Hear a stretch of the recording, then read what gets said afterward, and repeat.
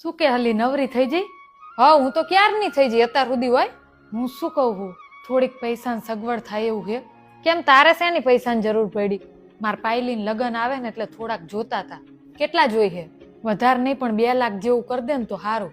2 લાખ તો મારી જોડ ક્યાંથી હોય? હું ક્યાં જોબ કરું છું? તો કેટલા થાય એવું છે? ઇન પપ્પા દર મહિને જે મને ઘર ખર્ચ આપે ને એમાંથી કટકે કટકે કરીને મેં 25,000 જેવા બચાયા. ક્યાંથી હોય તેટલા આપું. 25,000 માં કઈ નહીં થાય.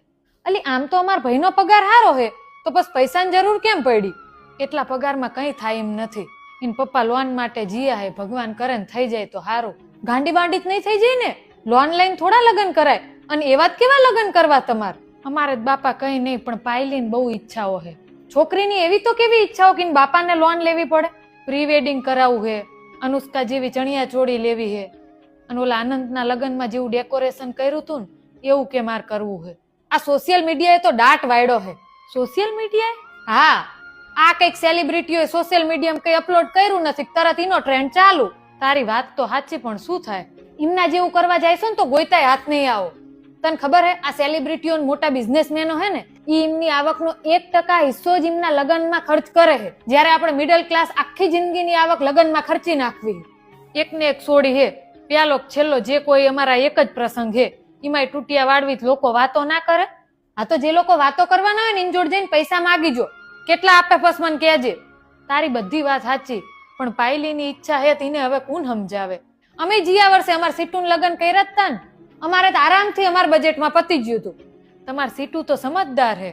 હું તને એ તો સમજાવું કે પાયલ તો હજુ બાળ બુદ્ધિ કહેવાય. એને શું ખબર પડે? પહેલેથી છોકરાઓને ઘરની આવક, ખર્ચા, ઘર કેવી રીતે ચાલે હે આ બધું સમજાયું હોય ને તો આજે આ દિવસ ના જોવો પડે.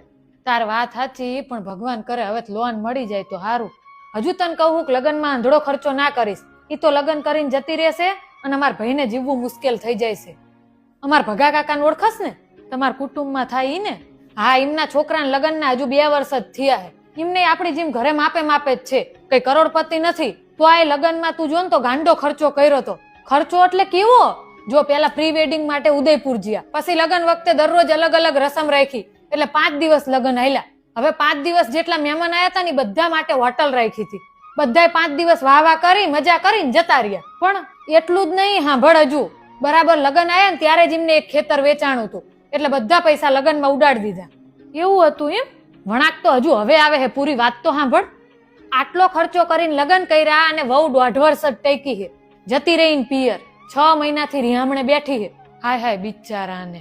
હવે એમને એમ હતું કે આજ પાછી આવશે, કાલ પાછી આવશે, પણ એ તો છૂટા શેડા માગે હે અને ખોટો કેસ